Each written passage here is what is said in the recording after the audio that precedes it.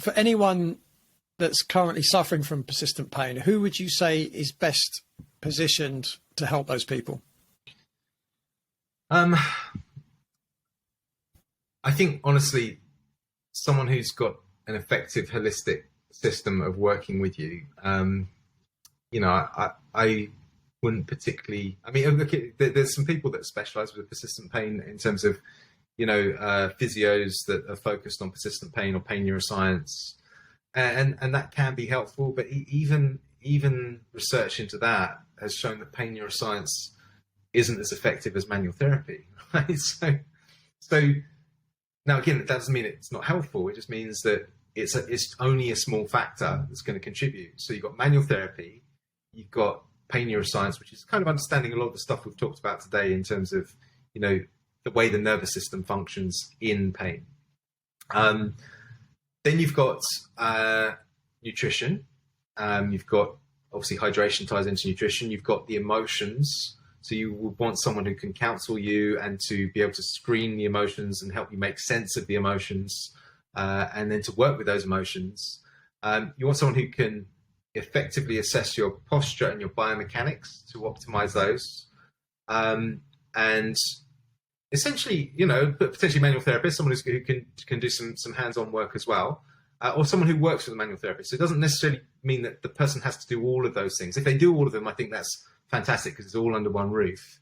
But if you've got someone who does 3 or 4 of those things, but they work closely, say, with a manual therapist who can do the mobilization and soft tissue work, then that's a great setup as well. But I would say what you probably don't want to do is consult 15 different practitioners, because you start getting kind of conflicting advice. It's much more expensive to do that way, of course. Very difficult to fit it in time-wise. But if you can find someone who can actually do the overview and provide an understanding of things like your physiological load or allostatic load, and start working with that, unpicking that, that's going to give you way more benefits. And the beauty of that is not just going to help with your persistent pain, it's going to help with your overall health and your overall performance. So that you can only benefit from doing that. So, I mean, obviously, essentially what I'm describing is a trained professional, and that's why I trained in this, and why I teach it, because I believe in it and I've seen it work. And all the research that I've seen, most of the research that I've seen across the years entirely supports what we're talking about here. And the research that doesn't support it is often flawed in the ways that we've just described. So I think that's where I would go with that. There's a few things that are worth considering also for people that are in persistent pain.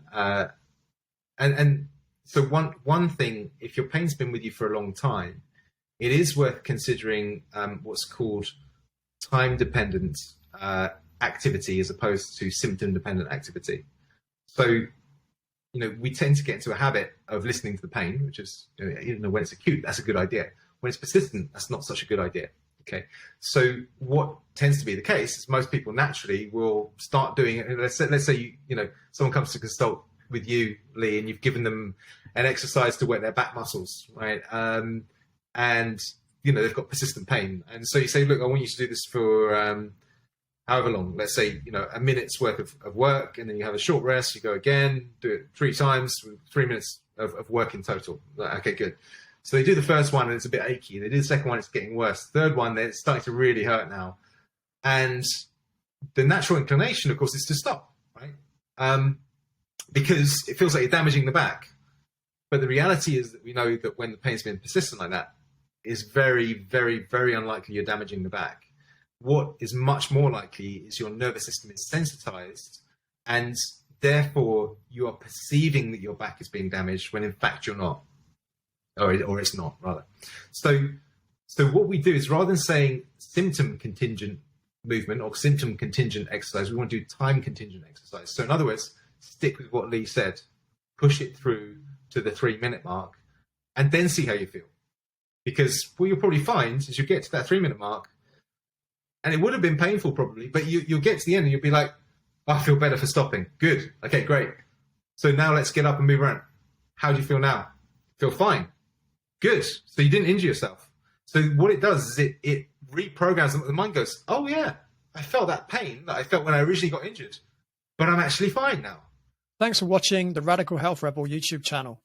If you enjoyed this video, please be sure to share with your friends and family, or share via your social media.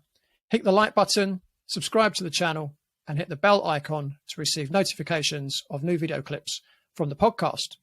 And if you want to watch the full episode, completely ad-free, plus premium content, and join the Radical Health Rebel Patreon community, head on over to the Radical Health Rebel Patreon channel at www.patreon.com/Radical Health Rebel. Thanks again for watching.